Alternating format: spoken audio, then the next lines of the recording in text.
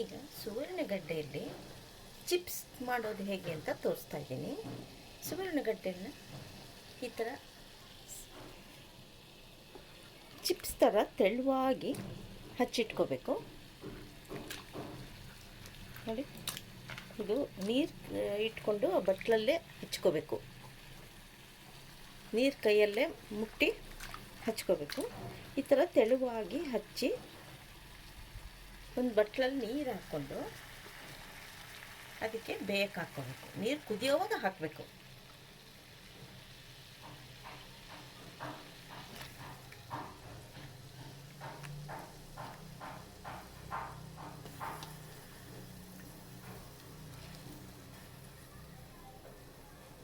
ಇದಕ್ಕೆ ಬೇಯುವಾಗ 1 ಸ್ಪೂನ್ ಉಪ್ಪು, ಸ್ವಲ್ಪ ಹುಣಸೆಹಣ್ಣು ಅದ್ರ ಜೊತೆಗೆ ಬೇಯಕ್ಕೆ ಹಾಕಿ ಬಿಟ್ಬಿಡ್ಬೇಕು. ಅದು ಸ್ವಲ್ಪ ಬೆಂದು ಮೆತ್ತಗಾದ ಮೇಲೆ ನೀರು ಸೋರ್ಲು ಹಾಕ್ಕೊಂಡು ಇಟ್ಕೋಬೇಕು. ಈ ಸುವರ್ಣಗಡ್ಡೆ ಪ್ರತಿಯೊಂದಕ್ಕೂ ಒಳ್ಳೆಯದು. ಶುಗರ್ಗೆ, ಗ್ಯಾಸ್ಟ್ರಿಕ್ಗೆ ಎಲ್ಲ ಒಳ್ಳೆಯದು. ಇದು ಸಣ್ಣಗೆ ಹಚ್ಚಿ ಪಲ್ಯ ಥರನೂ ಮಾಡ್ಕೊಂಡು ತಿನ್ಬೋದು, ಗೊಜ್ಜು ಮಾಡ್ಕೊಂಡು ತಿನ್ಬೋದು. ಈ ಥರ ಚಿಪ್ಸ್ ಥರ ಮಾಡ್ಕೊಂಬಿಟ್ಟು ಊಟಕ್ಕೆ ನಂಚ್ಕೊಂಡು ತಿನ್ನೋಕ್ಕೆ ತುಂಬ ಚೆನ್ನಾಗಿರುತ್ತೆ.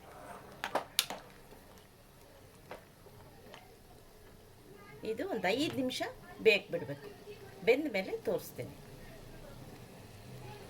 ಈಗ ಬೆಂದಿರೋ ಸುವರ್ಣಗಡ್ಡೆನ ಈ ಥರ ಸೋರ್ಲು ಹಾಕ್ಕೊಂಡು ಹುಣಸೆ ಹಣ್ಣು ತೆಗೆದು ಪಕ್ಕಕ್ಕೆ ಇಟ್ಬಿಟ್ಟು ಈ ಥರ ಇಟ್ಕೋಬೇಕು.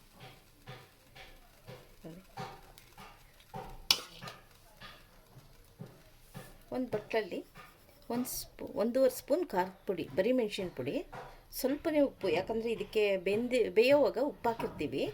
ಇದಕ್ಕೆ ಸ್ವಲ್ಪನೇ ಉಪ್ಪು ಹಾಕಿ 1 ಸ್ಪೂನ್ ಹುರ್ಗಡ್ಲೆ ಹಿಟ್ಟು ಇದು ಹಾಕಿ ಚೆನ್ನಾಗಿ ಕಲಸಿಟ್ಕೋಬೇಕು.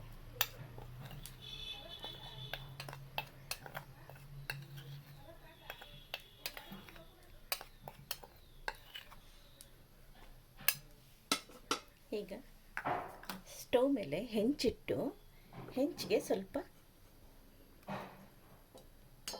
ಎಣ್ಣೆ, ಈ ಥರ ಎಲ್ಲ ಎಣ್ಣೆ ಬಳ್ಕೊಂಬಿಡೋಣ.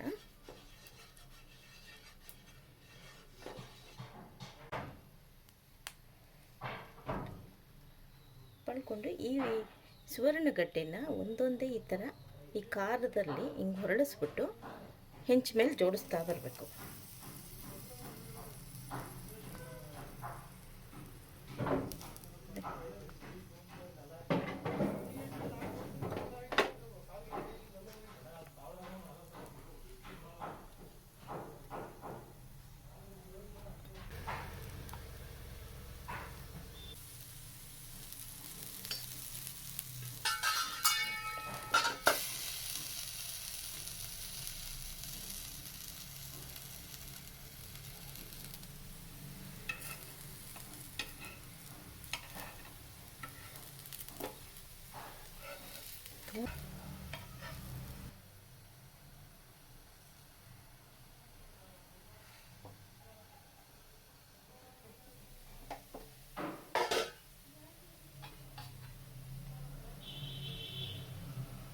ಈಗ ಸ್ಟವ್ ಆಫ್ ಮಾಡಿ ಎಲ್ಲ ತೆಗೆದಿಟ್ಕೊಳ್ಳೋಣ.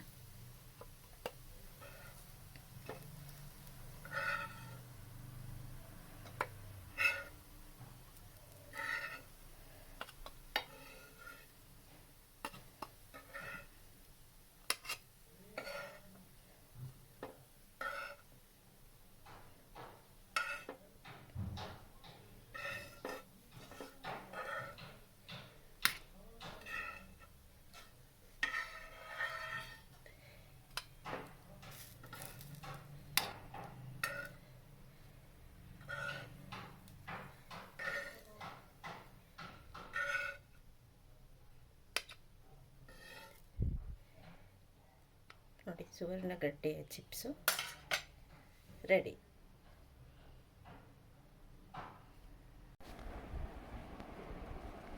ಸುವರ್ಣಗಡ್ಡೆ ಚಿಪ್ಸು ರೆಡಿ.